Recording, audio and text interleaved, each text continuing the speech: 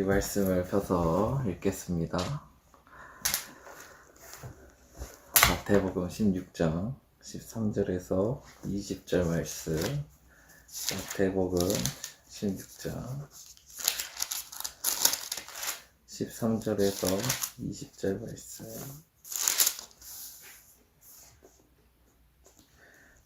한 목소리로 읽겠습니다. 예수께서 빌립보 가이사랴 지방에 이르러 제자들에게 물어 이르시되 사람들이 인자를 누구라 하느냐. 이르되 더러는 세례 요한, 더러는 엘리야, 어떤 이는 예레미야나 선지자 중에 하나이다. 이르시되 너희는 나를 누구라 하느냐. 시몬 베드로가 대답하여 이르되 주는 그리스도시요 살아계신 하나님의 아들이시니이다. 예수께서 대답하여 이르시되 바요나 시몬아 내가 복이 있도다. 이를 내게 알게 한 이는 혈육이 아니요 하늘에 계신 내 아버지시니라. 또 내가 내게 이르노니 너는 베드로라. 내가 이 반석 위에 내 교회를 세우리니 음부의 권세가 이기지 못하리라. 내가 천국 열쇠를 내게 주리니 내가 땅에서 무엇이든지 매면 하늘에서도 매일 것이요 내가 땅에서 무엇이든지 풀면 하늘에서도 풀리리라 하시고 이에 제자들에게 경고하사 자기가 그리스도인 것을 아무에게도 이르지 말라 하시니라. 아멘. 소독을 하고요.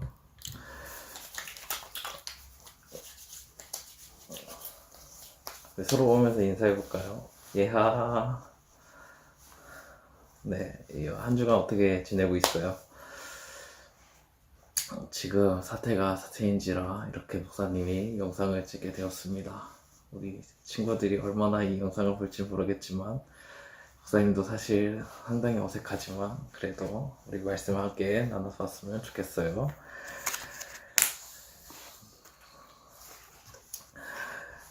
지금 우리가 바이러스랑 싸우고 있어요. 우리는 바이러스랑 지금 싸우고 있는데 사실 우리가 또 싸워야 되는 게 있습니다. 뭐냐면 죄예요, 죄.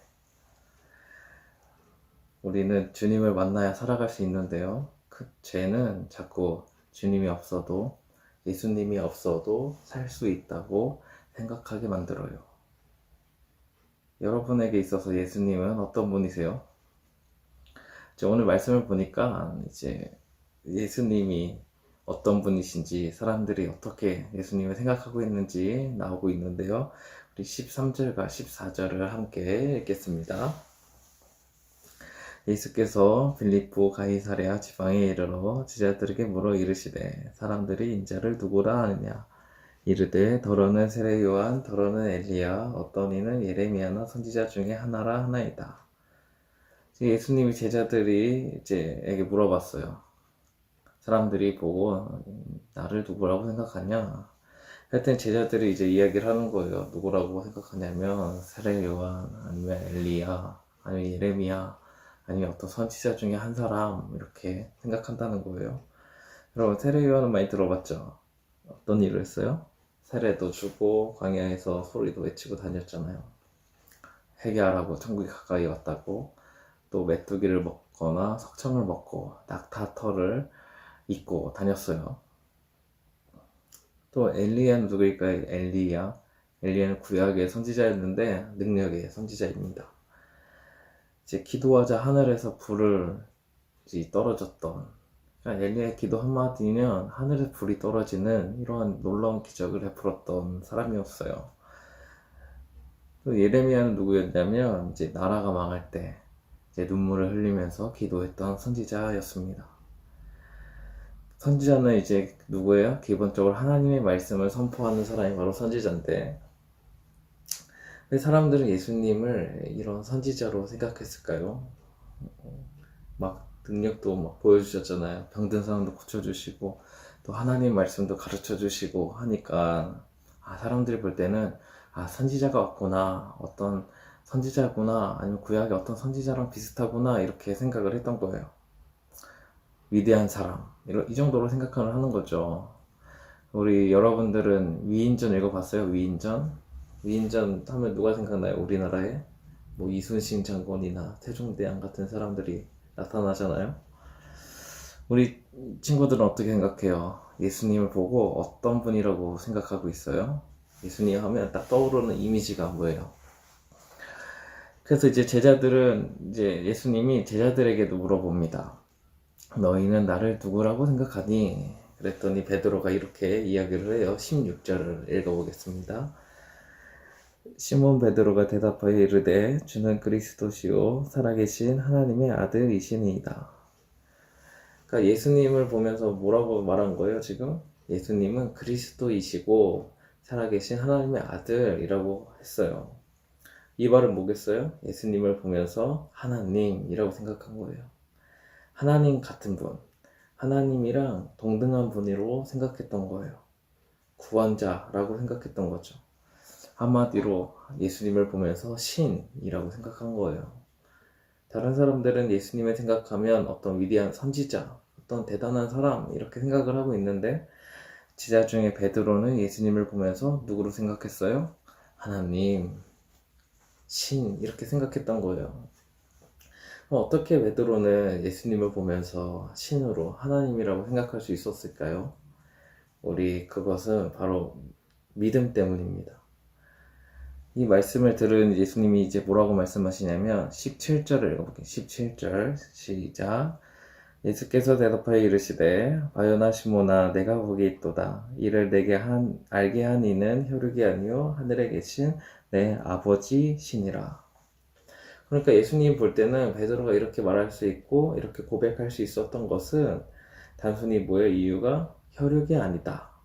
하늘에 계신 아버지께서 알게 해주셨다. 깨닫게 해주셨다는 거예요. 이게 바로 뭐냐면 믿음이에요. 믿음. 믿음은 하나님께서 주시고 알게 해주시고 깨닫게 되고 예수님을 따라 살아가게 되는 것이 바로 믿음입니다. 혈육이 아니라는 것은 이스라엘이라는 그 민족 때문에 예수님을 보고 하나님으로 인정했다는 것이 아니에요. 당시에는 이스라엘 사람들은 자신들만 선택을 받았다고 생각했어요. 자신들만 위대한 민족이라고 생각했어요. 그래서 이스라엘은 그 그 혈통을 아주 중요하게 생각했어요. 하나님께로부터 선택받은 민족은 결국 이 피를 통해서, 이 혈통을 통해서 이어진다고 생각했기 때문이에요. 그런데 지금 그 혈통이 아니라 하나님께서 베드로에게 알게 해주셨다는 것이에요. 여러분들 예수님을 누구라고 생각하나요? 예수님을 진짜 신, 하나님으로 생각하고 있나요? 여기 있는 친구들은 대부분 모태신앙이거나 이제 어렸을 때부터 교회를 다녔을 거예요. 유아세도 받은 친구도 있고 또 이제 커서 입교를 하거나 이제 세례를 받게 되는데 이제 문제는 뭐예요? 예수님을 어떤 위대한 사람 정도로만 생각한다는 거예요. 하나님처럼 느껴지지가 않는다는 거예요. 아무리 교회에 와서 설교도 듣고 수련회도 가고 찬양도 하고 막 그래도 예수님 생각하면 딱히 떠오르는 것도 크지 않고 하나님처럼 정말 신처럼 느껴지지 않는다는 거예요. 물론 교회를 다니는 것이 어때요? 너무나 익숙하고 편안하고 재밌기도 해요. 친구들도 있고 어렸을 때부터 교회를 다녔기 때문에 이 예수님이라는 분이 어색하지 않아요. 우리를 사랑하시는 분, 우리를 대신해서 십자가에서 죽으신 분, 이것도 다 알고 있죠. 그런데 문제는 뭐예요? 예수님이 하나님처럼 어떤 위대한 신처럼 느껴지지 않는다는 거예요. 베드로처럼 우리가 쉽게 고백을 할 수 없다는 거예요. 여러분, 예수님을 생각해 봐요. 어떤 마음이 들어요? 어떤 생각이 떠올라요? 정말 나를 위해서 죽으신 예수님. 그래서 예수님만 생각하면 마음이 뭉클해지고 감사해지고 다시 내가 생명을 받은 사람처럼 이렇게 살아가고 있나요? 그렇게 즐거워요? 아니면 그냥 듣기는 많이 들었는데 그냥 저 멀리 계시고 나와는 별 상관이 없는 분처럼 느껴지시나요? 베드로의 고백처럼 예수님이 정말 그리스도이시고 하나님의 아들이라는 마음이 들려면 그 믿음이 생기려면 결국 누가 알려주셔야 되는 거예요? 하나님께서, 하나님 아버지께서 우리에게 그 믿음을 주시고 그 마음을 주셔야 한다는 거예요. 그런데 놀라운 것은 하나님께서는 어떠한 자질이나 어떠한 자격을 요구하지 않으세요. 세상에서는 이제 어떤 자격증에 따려면 어떻게 해야 돼요? 그 시험을 봐야 되고, 그 공부도 해서 준비를 해서 통과를 해야 되잖아요. 그래야 그 자격이 주어져요. 운전면허 시험을 안 보고 운전을 하면 어떻게 돼요? 큰일 나죠. 시험을 봐서 통과를 해야 돼요. 그래야 자격이 주어지고, 그래야 운전을 해도 괜찮은 거예요. 그런데 하나님께서 주시는 믿음은 그런 자격이나 그런 자질이 필요하지 않아요. 어떤 가문에서 태어났는지, 돈이 얼마나 있어야 되고, 공부를 얼마나 잘해야 되고, 키는 커야 되는지, 또 몸무게는 어떠해야 하는지 전혀 상관하지 않으세요. 신앙 점수가 80점 이상은 되어야 믿음을 주시는 것이 아니라 그 믿음은 하나님께서 선물로 주시는 거예요. 그것을 교회에서는 은혜라고 표현을 합니다. 사실 우리는 하나님께 선물을 받을 자격이 없어요.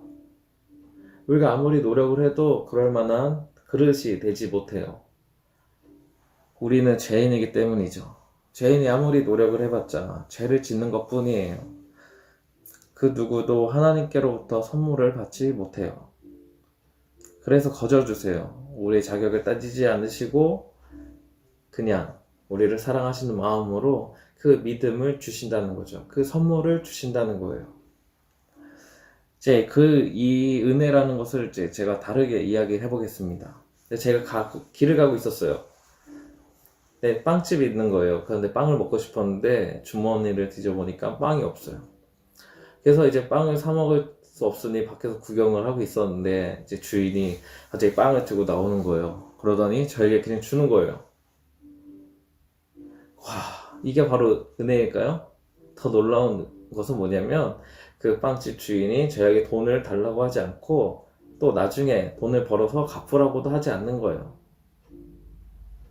제가 빵을 살 수 있는 능력이 없는 것도 알고 돈을 벌 수 있는 능력이 없는 것도 알고 저에게 능력이나 어떠한 자질이 하나도 없는 것을 알면서도 그냥 빵을 주는 것, 그것이 바로 은혜입니다. 여러분, 세상은 어때요? 주면 무조건 받으려고 해요. 어떠한 것을 바라고 있으니까 그것을 받기 위해서 주는 거죠.